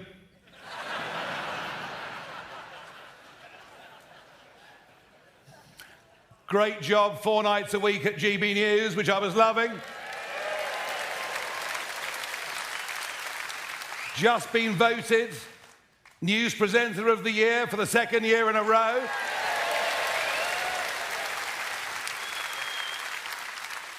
And I had not 1, but 2 grandchildren on the way. The first of whom, I'm delighted to say, was born on June the 23rd, Brexit Day. How about that? So I was doing well, making money, no pressure, no stress, no abuse from the press. Life couldn't have been better. And then Rishi Sunak calls a snap general election. And I think to myself, given the short time period, is there anything I can do? And actually, would I want to do it? Would I want to give up a really comfortable, easy life and one that involved weekends off? Would I want to give it up? And would it be possible in such a short time frame? Well, I thought to myself, we've just had 14 years of Conservative government. And the last few years, since Boris won in 2019, has been one of a complete breach of trust with the British public on a truly historic scale. And I felt I was upset about it for the damage it does to democracy, but also upset about it because, don't forget, I stood aside in that 2019 general election because we wanted to get Brexit over the line after all those years of agony and struggle. And I thought, well, we have left, but have we taken back control of our borders? No. Have we given our 5.5 to 6 million men and women running their own businesses? Have we deregulated and made their lives easier and better? No. In fact, at almost every level, we've been betrayed. And then I thought about what was happening on our streets. The rise of knife crime, the rise of gun crime, the fear of people, even in the smartest parts of London, to go out for a drink or dinner and for a man to wear a watch or a woman to wear jewellery. I thought about what mass, uncontrolled immigration on a scale the likes of which we'd never seen had done to divide our communities. I looked at the fact that, frankly, without massive public borrowing, there would have been no growth in our economy for year after year after year. An NHS in which you can't get a GP appointment, roads that are clogged beyond comprehension, and frankly, I thought to myself, Britain is broken. And then I couldn't help it. Well, if Britain is broken, then logically, Britain needs reform.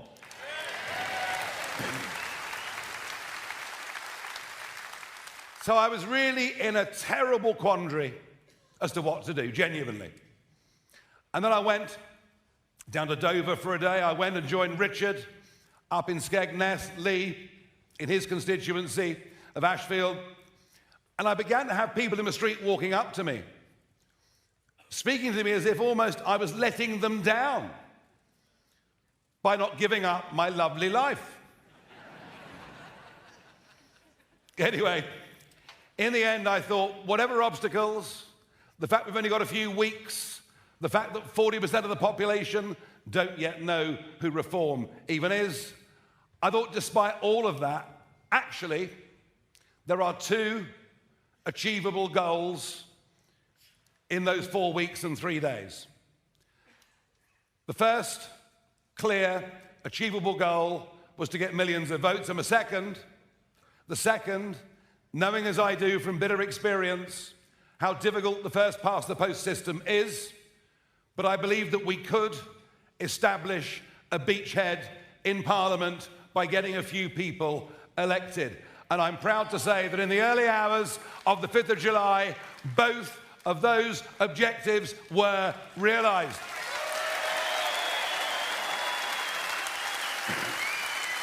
And that is, and all that is, it's just the first big step on what I now believe, if you're with me, if you support me, if you're prepared to help me, well, then it will become the first big step on what I believe can be a truly astonishing, historic journey that can do something to do our country good, to honour those that have gone before us, and to give our children and grandchildren a better future. It's the first step.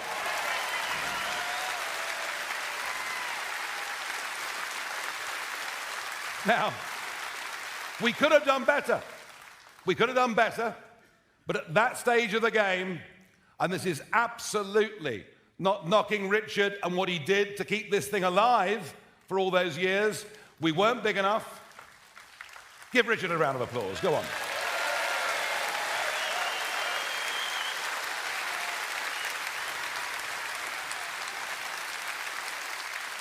We just, at that stage of our development, we weren't big enough, wealthy enough, professional enough to vet general election candidates properly. And we were let down. That amateurism let us down.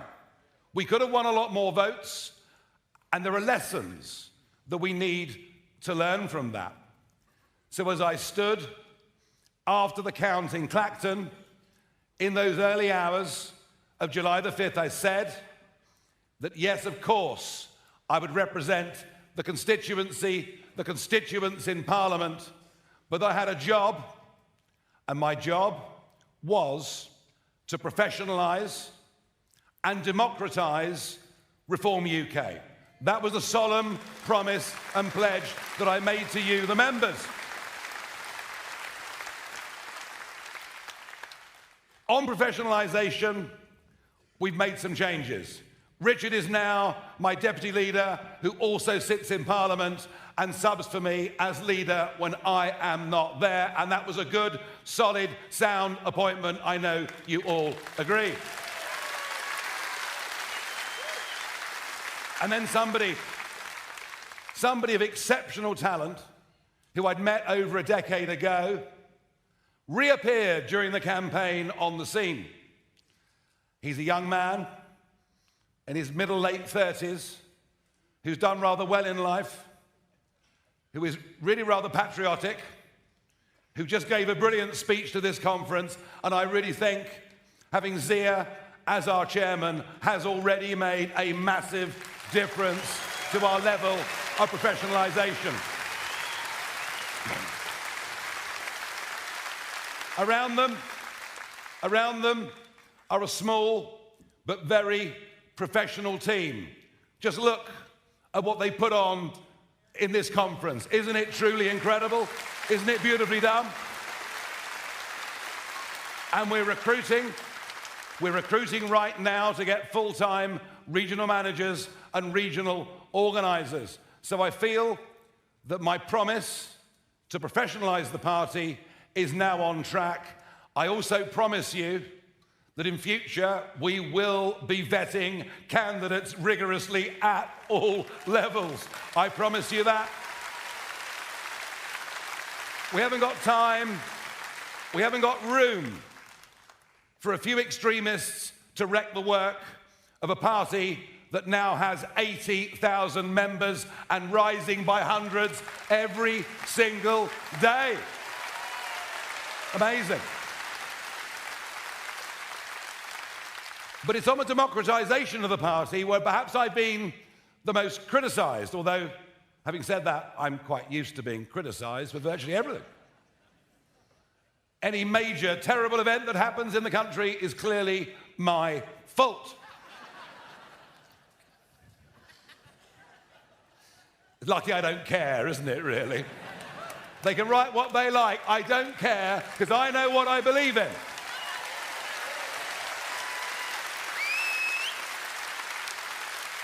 Now, I set this up as a limited company guaranteed by shares, and I owned 60% of the shares.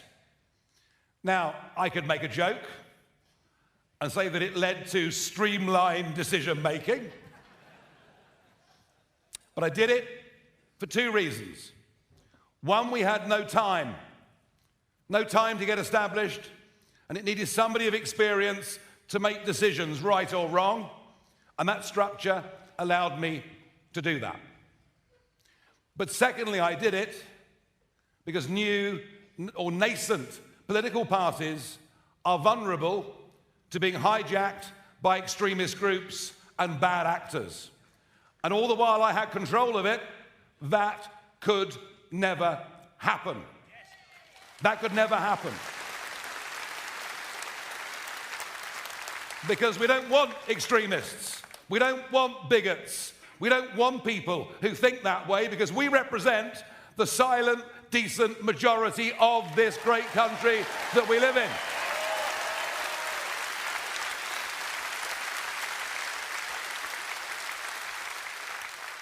But the time has come. The infant that Reform UK has been growing up.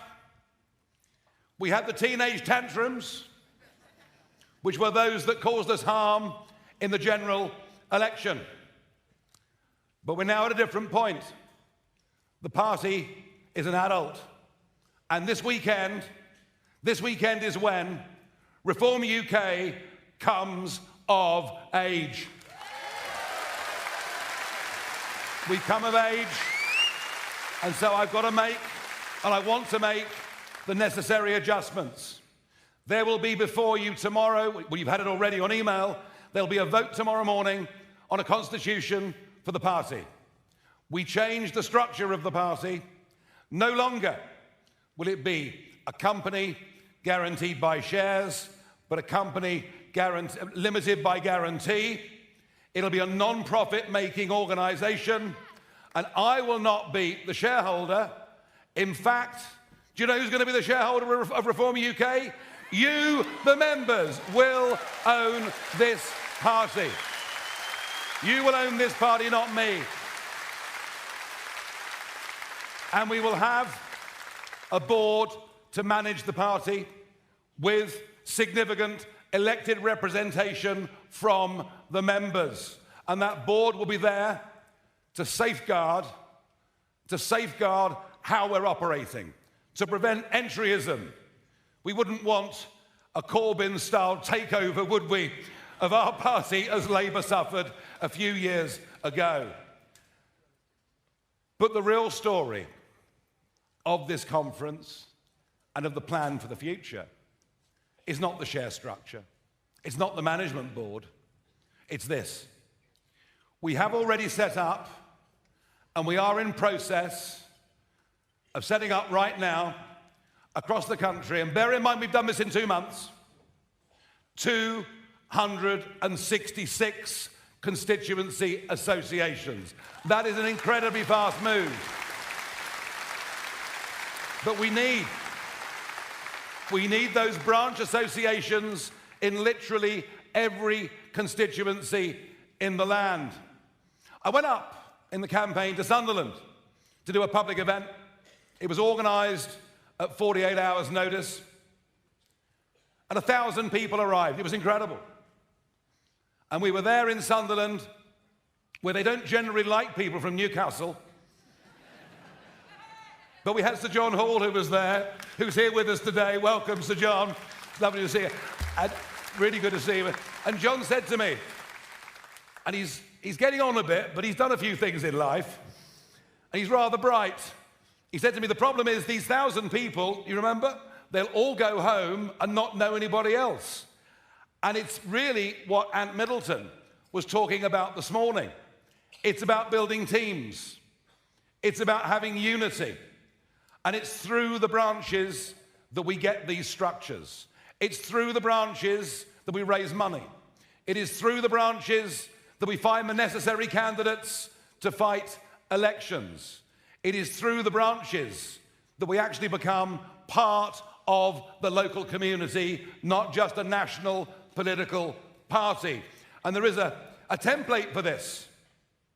Now, I never thought I'd say this, but we have to model ourselves on the Liberal Democrats. Now, that doesn't mean that you'll see me cascading down waterfalls. And I won't behave in a way that I think is particularly stupid, even if others think I do. Now, the Liberal Democrats build branches. The Liberal Democrats win seats at district, county, and unitary level. The Liberal Democrats build on that strength. The Liberal Democrats put literature and leaflets through doors repeatedly in their target areas.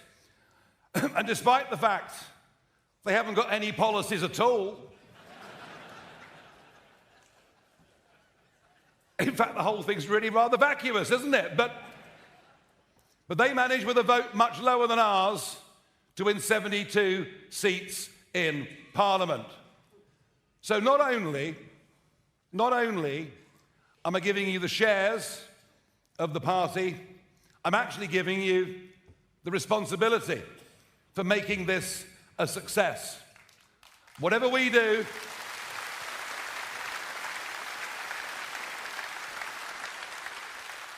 whatever I do, or Richard does, or Zia does, or the rest of the MPs do, whatever our management team do, whatever our social media guys do, that can only take us so far. We will not realise our dream unless the People's Army of supporters are organised, unless the People's Army of supporters are helped to professionalise, unless that People's Armies fight elections not just as a paper name on the ballot, but with the intention of winning as many seats as we can. This party will succeed or fail in its historic mission, according to what you 4,000 good folk are able to do and to impart over the course of the next few years. It's up to you. It really is up to you. Now, I'm used to being on impossible political journeys. I was told, Nigel, you're wasting your time. You're wasting your breath. Britain will never, ever leave the European Union. Well, it might have taken a long time, but you know what? we damn well did it against the entirety of the British establishment. And so, when Zia comes along as chairman and says, well, it's obvious, we're fighting to win the next general election. And people think, that Zia bloke, you know, I mean, he might have been all right in business, but he's lost his marbles. But I don't think there's ever been a time when there is greater disenchantment in the two big parties that have dominated our political life for the last 100 years. Labour have not won through love. So the opportunity is there, and that is why we must take the English county council elections next year, plus areas like Doncaster and areas like Thurrock, where the district councils are up. Our first big test of fire comes on the first Thursday in May next year. We're going to need over 2,000 candidates. We're going to need you organised behind them, helping them. I genuinely believe if we get next May right, we can produce a result that is truly astonishing. We can get hundreds and hundreds and hundreds of people elected to councils, to be given positions of responsibility, to make us part of the lives of folk living in their communities. The opportunity is enormous. So I ask you, are you going to help us in this historic mission? Thank you. And we'll go on. We'll go on the next year. Scotland, what a remarkable, well done for coming, thank you.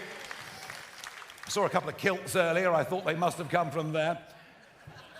The fact we're neck and neck in the polls with the Conservatives in Scotland already, the fact that a small team managed to field candidates who didn't embarrass us in every single one of those Scottish constituencies, there are opportunities there. In Wales, Wales will elect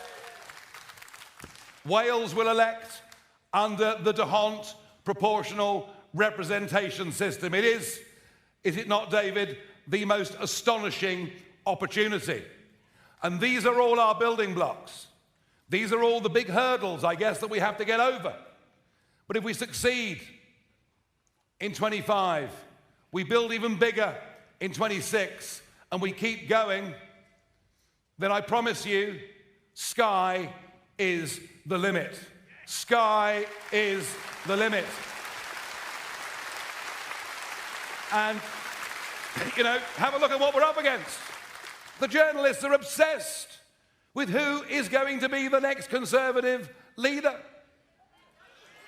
Who is the one I most want? Who is the one I least want? Well, from what I can work out, one of them is campaigning as a Liberal Democrat. One of them thinks that having worked in McDonald's for a week makes them working class. One of them appears to have had a Damascene conversion from being part of the establishment and the established view to suddenly saying things that many of us in this room would agree with, but lacks any discernible personality whatsoever, and would lead a party that is split down the middle anyway. And the last of the four has got the most inappropriate surname I've ever come across in my life, which indicates an IQ rather higher than I actually believe they have. And the truth is, I don't give a damn who the next leader of the Conservative Party is. I really don't. The point about them, it doesn't matter who leads them, the brand is bust. The brand is broken. People will not go back to them. They've let us down so badly. And as for Labour, I mean, goodness me. Have you ever known a new Prime Minister get off to a worse start than Keir Starmer? It's truly shocking. I mean, the message of things can only get worse is hardly inspiring, is it? And now we're living in a state, and you all know it, but they'll deny it in Westminster until the cows come home. We're living in a state with two-tier policing. We're living in a state with two-tier justice. We're living in a state that is led by two-tier care, and we've had enough already.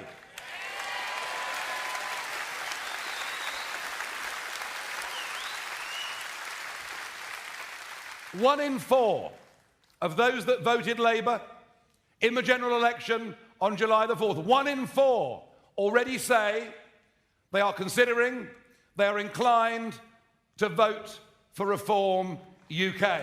Already.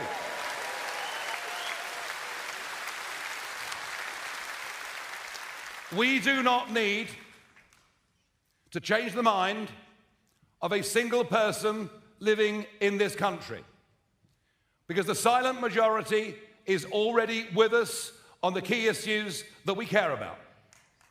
We can win the next general election just with the numbers of people that agree with our principles, that agree that family, that agree that community, that agree that country should be the things that absolutely that everybody in British public life campaigns for, because they are the most important things to all of us that live here.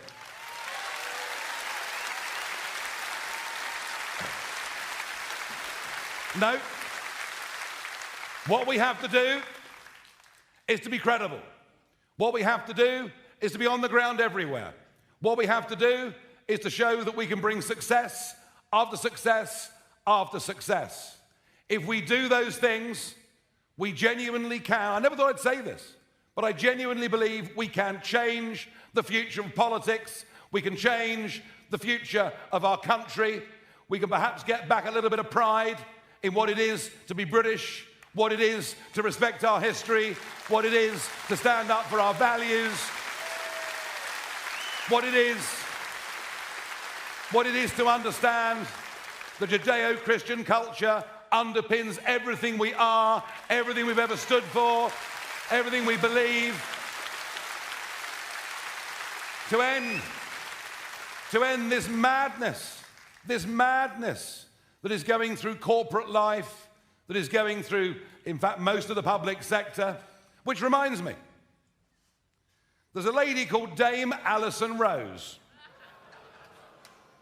Now, she was the head of NatWest Bank,